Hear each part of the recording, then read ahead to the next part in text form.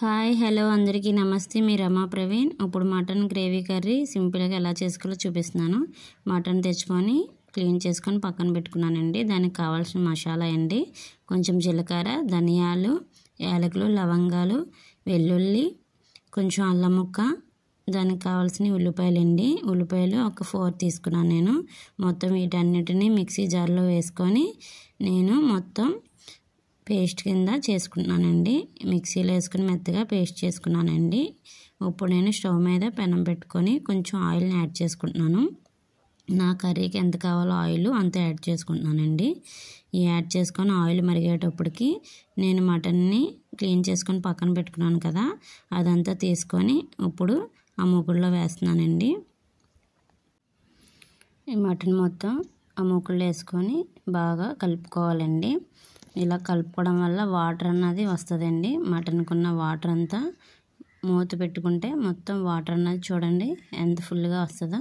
ఆ వాటర్ అంతా బాగా డ్రై అయిపోవాలండి. ఇలా డ్రై అయ్యడం వల్ల మటన్ చాలా టేస్ట్గా ఉంటుందండి. అలా ఫ్రై చేసుకున్న తర్వాత ఇప్పుడు మనం ముందుగా ఆడించి పక్కన పెట్టుకున్న మసాలా ముద్దంతా ఇందులోకి యాడ్ చేసుకోవాలండి. ఆ పేస్ట్ యాడ్ చేసుకోవడం వల్ల మనకి మటన్ గ్రేవీ అన్నది చాలా ఎక్కువగా వస్తుందండి. ఇలాగా మొత్తం మసాలా అంతా ముక్కలకు పట్టేలాగా మొత్తం కలుపుకోవాలండి. కలుపుకున్న తర్వాత మనం కొంచెం దీంట్లోకి కొంచెం పసుపు యాడ్ చేసుకోవాలండి.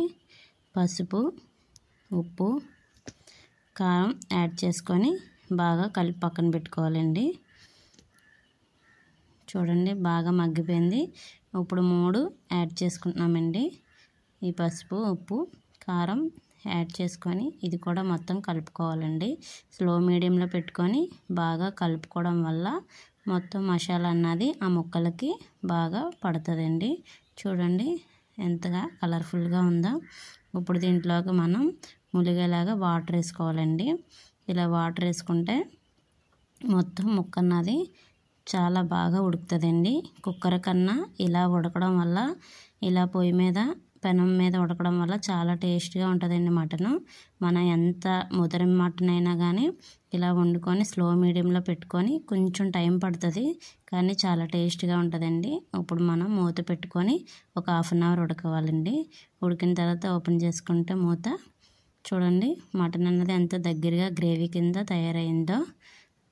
చూడండి మటన్ గ్రేవీ రెసిపీ అయితే పూర్తి అయిపోయింది.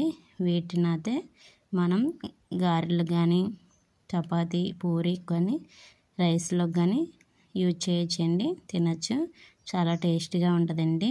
నా simply tasty mutton gravy curry ఎలాగున్నది అన్నది కామెంట్ చేయండి. నన్ను బాగా సపోర్ట్ చేస్తున్నారండి. మీ అందరికీ చాలా చాలా థ్యాంక్స్ అండి. ఇలాంటి రెసిపీస్ అన్నీ పెడతా ఉంటాను. మీ ఆదరాభిమానం నా మీద ఎప్పుడూ ఉండాలని కోరుకుంటున్నాను.